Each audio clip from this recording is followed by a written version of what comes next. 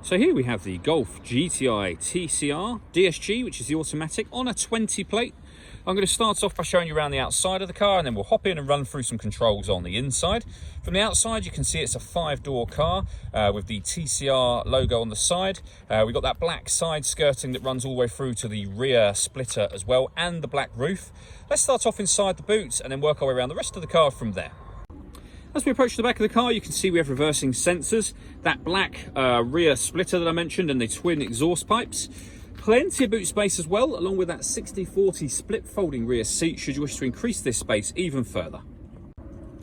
Okay, so we're just going to work our way back round to the front of the car, and then we'll hop in and run through some controls on the inside. But now that we've done a full circle of it, you can see it's in excellent condition the whole way round. Just briefly before we climb in, I think it's well worth seeing the interior from this exterior point of view. There's plenty to run through on the dashboard, so let's hop in and we'll do that right now.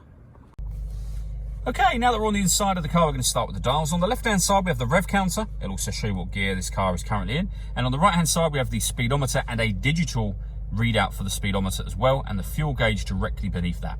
The total miles for this car are 4,455.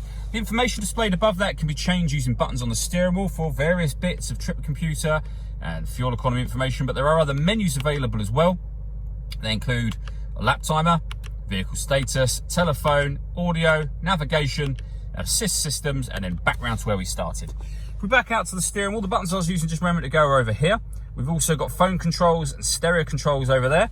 Stereo controls continue on the left, along with cruise control.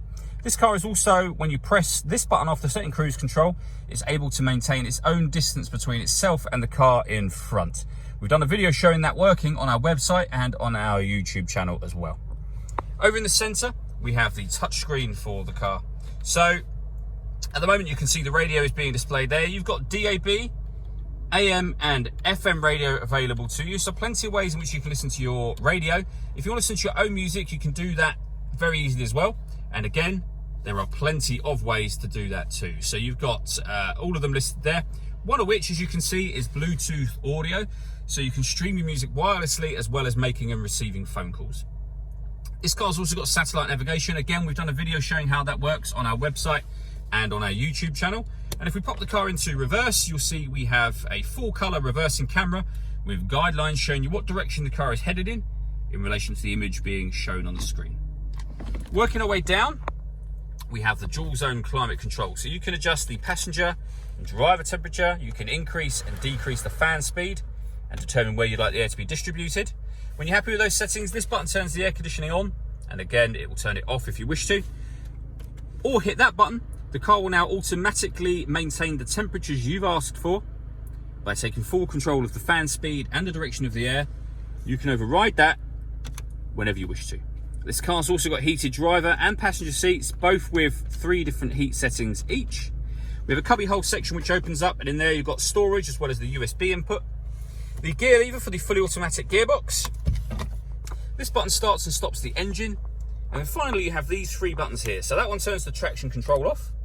This will turn off the stop and start. This car is designed to cut out when it's stationary in traffic to save you fuel. And lastly, this one will change the driving setup of the car. So you can have it in eco, normal, sport, or individual. And under individual, they are all the things that you can change. All that leaves me to say is thank you for taking the time to watch this video. If you'd like to come and see the car for yourself and have a test drive, please feel free to call any of our MJA sites. We'd love to hear from you soon.